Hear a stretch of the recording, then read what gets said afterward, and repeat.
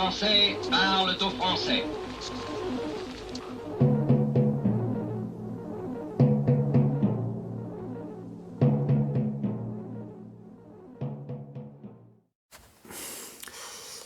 Bonjour à tous, ravi de vous retrouver sur l'actualité vue par Franck Muller. Nous sommes lundi 16 janvier.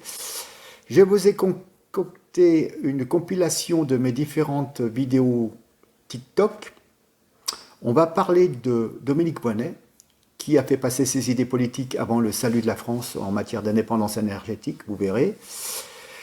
Très très intéressant, on peut dire qu'elle est traître à la France. On va revenir sur le maire de Lyon qui préfère acheter des doudounes au Bangladesh plutôt que d'avoir une attitude écologique au niveau de ses approvisionnements. Faites ce que je dis, pas ce que je fais. Le terme de pérenniser les retraites, comme le reste d'ailleurs, tout ce on a voulu pérenniser, en fin de compte, tout s'est cassé la figure. Brigitte fait sa morale, on est bien d'accord. De quel droit ?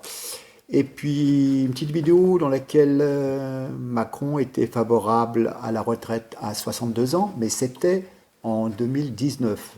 Donc vous voyez, tout est son contraire comme d'habitude. Et puis une petite compilation de quelques images qui commencent par obéis ou résiste. Voilà, bon.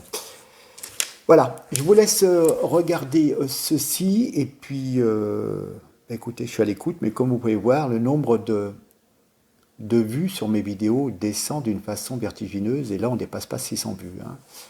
Heureusement que je peux un peu m'épanouir sur TikTok. Voilà, c'est dommage. Mais bon, c'est comme ça. Allez, sur ce, en tous les cas, je vous remercie de votre fidélité, de vos commentaires, et puis je vous dis à très très bientôt. Donc, vous allez avoir à peu près 1, 2, 3, 4, 5 mini-vidéos de 4 de 3 minutes, et puis une qui doit faire 1 minute. Voilà. Je vous dis à très bientôt. Merci de votre fidélité. Au revoir. Bonjour à tous, vous avez froid, vous avez du mal à payer les factures, ben oui, c'est la faute à la politique européenne, Macron, Hollande, et puis, rappelez-vous, le gouvernement Jospin de juin 1997 à mai 2002 avec Dominique Voynet, écolo, qui nous explique fièrement comment elle a sabordé le nucléaire français à Bruxelles. Oui, ce nucléaire ne sera jamais classé énergie propre, non polluante. Elle a joué son agenda personnel contre l'intérêt de son pays et elle s'en vante dans cette vidéo. Il faut le voir, son sourire, son hilarité de nous avoir fait ce mauvais coup. Elle rayonne de satisfaction. Elle n'a qu'un regret. En rentrant, je n'ai pas pu me vanter, il fallait que j'aie l'air désolé. Elle déplore de ne pas avoir pu faire valoir ce fait d'armes auprès de ses camarades écolos et des associations antinucléaires. Mais personne n'est dupe, s'amuse-t-elle. Elle n'a pas su tenir sa langue très longtemps. Elle a raconté cette histoire plusieurs fois devant les caméras d'Arte. Aujourd'hui, le contexte a changé. Nos concitoyens souffrent d'une énergie rare et chère.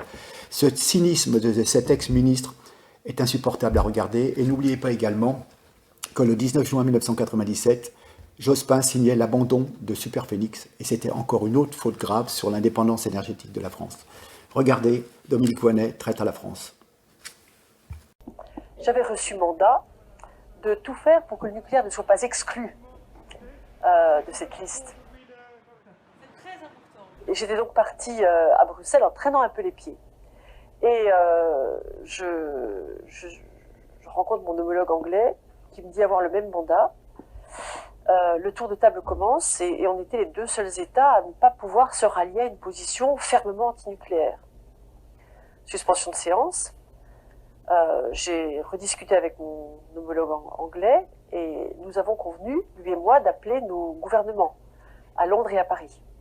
Alors j'appelle Paris et j'explique à Matignon que je suis désolée, mais que le Britannique est en train de lâcher et que je vais me retrouver isolée. C'est ce que déteste la France. Être isolée en Europe, c'est quelque chose qui est impossible.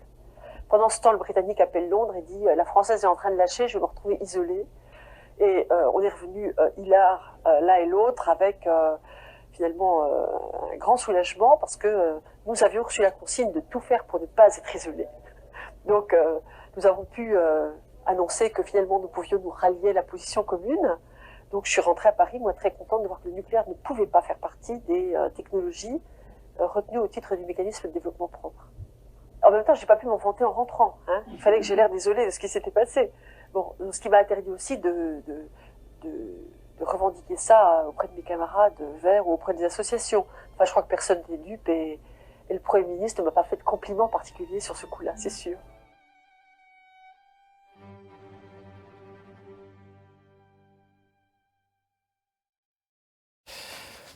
Bonjour à tous, en ce lundi matin, je suis à Lyon et je vais vous parler de ma ville. Car les écolos préfèrent faire travailler dans des conditions abominables les habitants du Bangladesh plutôt que les artisans lyonnais, français qui respectent les règles de santé des travailleurs.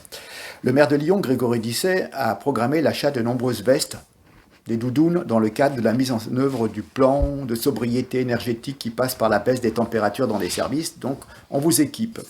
Ils ont acheté 450 doudounes sans manches dans le cadre, écoutez-moi bien, du schéma de promotion des achats socialement, écologiquement responsables mis en place donc dans cette municipalité.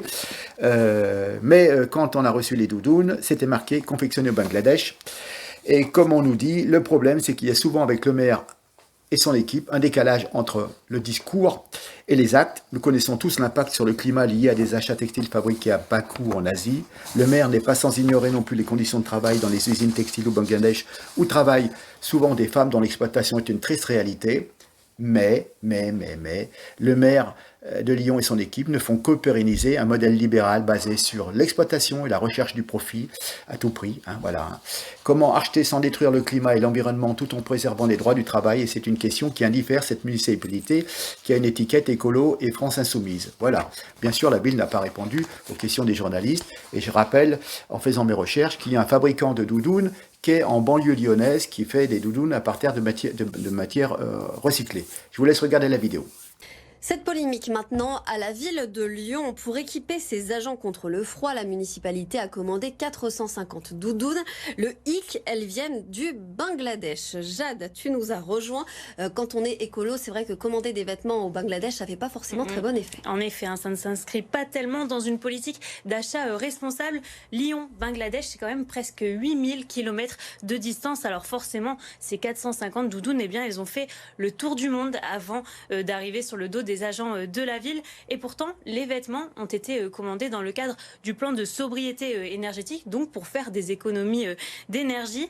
Et l'achat devait également être réglementé par le SPASER, c'est le schéma de promotion des achats socialement et écologiquement responsables mis en place par la mairie. Il encadre en fait les achats publics de la ville avec pour mot d'ordre responsable et 100% durable, à la fois sur l'impact environnemental et sur l'amélioration des conditions de travail. Alors forcément, certains agents ne comprennent pas trop cette contradiction. Écoutez. En termes environnemental et social et éthique, le Bangladesh, c'est quand même pas ce qu'on fait de mieux. C'est-à-dire qu'ils auraient pu faire attention à la provenance de ces doudounes et les faire venir d'un pays européen qui avait peut-être des qualités sociales, environnementales et de protection des salariés qui étaient certainement plus fortes qu'au Bangladesh. C'est fait ce que je dis, mais en tous les cas, ça c'est sûr qu'ils l'ont pas fait. Ils n'ont pas tenu ni leurs engagements, ni leur propre doctrine, enfin ce qui paraît logique, et tout le monde y adhérait. C'est en totale contradiction avec la politique qu'ils veulent mettre en place et qu'ils veulent mener, et ça c'est quand même assez triste. Une commande qui forcément fait réagir, vous l'entendez. Audrey Enoch, première adjointe à la mairie, avait souligné le devoir d'exemplarité des actions municipales. Contactée, la mairie de Lyon n'a pas souhaité répondre à nos sollicitations. Bonjour à tous, ravi de vous retrouver en ce samedi 14 janvier. Je vais parler de Brigitte Macron et également du mot pérenniser, vous allez comprendre tout de suite. J'y viens. Ça fait sourire jaune même. Car rappelez-vous, tout ce qui a été fait pour l'école devait améliorer et pérenniser le système éducatif. Tout ce qui a été fait pour l'hôpital devait améliorer et pérenniser le système de santé. Tout ce qui a été fait pour la justice devait améliorer et pérenniser le système judiciaire. Tout ce qui a été fait pour l'économie devait améliorer et pérenniser le tissu industriel. Bref. Et maintenant, ils veulent améliorer et pérenniser le système des retraites. Au secours. Bien, maintenant je vais venir à Brigitte Macron, qui est omniprésente en ce moment, qui profite des pièces jaunes pour faire son baratin. D'ailleurs, certains pensent qu'elle pourrait se présenter à la future échéance en 2027, car son mari Emmanuel ne peut pas se présenter une troisième fois. Voilà, enfin bon, bref. Mais qu'est-ce qu'elle nous dit? Dans quel pays c'est mieux? Partout où je voyage, je vois qu'on a de la chance. Mais quel aveu d'impuissance!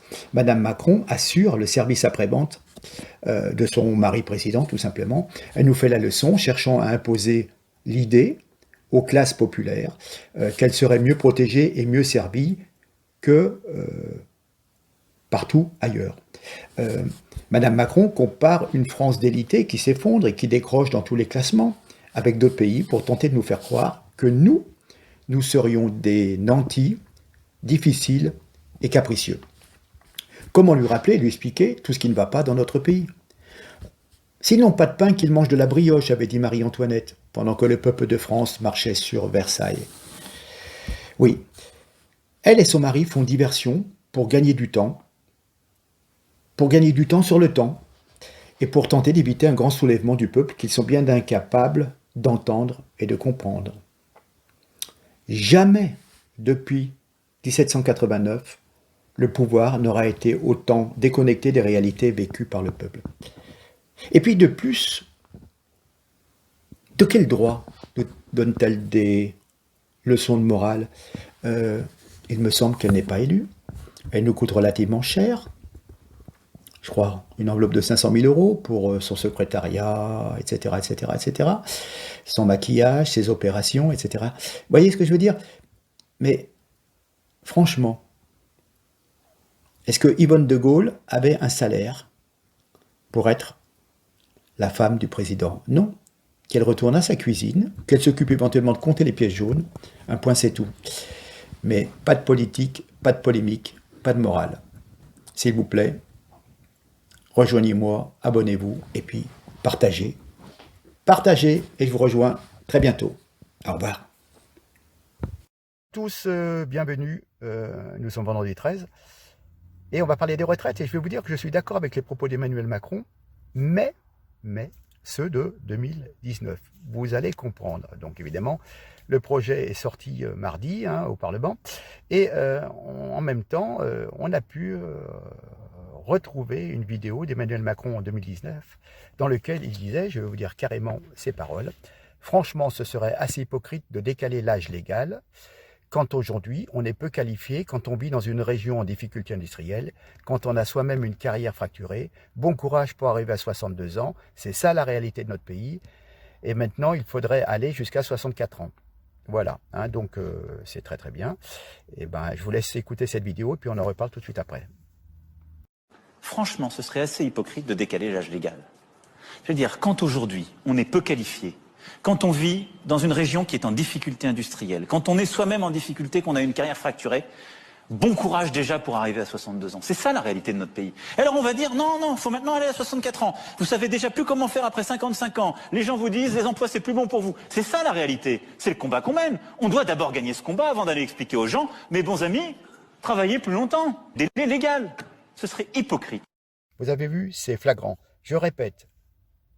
Un salarié sur deux de plus de 55 ans ne travaille pas. Et quand on arrive à la tranche des 60-64 ans, vous avez seulement 35% des salariés qui travaillent. Donc 65% sont au chômage. Ces gens-là, on va les laisser traîner jusqu'à 64 ans au lieu de leur donner leur retraite. Voilà. Mais ils vont se retrouver, quand il y aura la fin des indemnités Pôle emploi, ça sera le RSA. Voilà. Bon. Donc c'est complètement fou. Donc il faut faire quelque chose aussi pour le travail des personnes qui sont proches de cet âge, pour continuer à les maintenir dans l'emploi si leur santé le permet. Et comme ça permet d'avoir des cotisations supplémentaires pour eux, comme pour tout le système, des retraites, des cotisations supplémentaires pour les caisses de retraite et pour les caisses de sécurité sociale. Allez, je vous dis à très bientôt. Merci, au revoir et partagez, s'il vous plaît. Merci. Ils veulent que vous obéissiez, que vous soyez un mouton, à leur image. Un mouton obéissant, ne posant pas de questions. Une pièce de machinerie qui s'assoit quand on lui dit assis, se lève quand on lui dit debout. Ils veulent que vous renonciez à votre humanité, votre autonomie en échange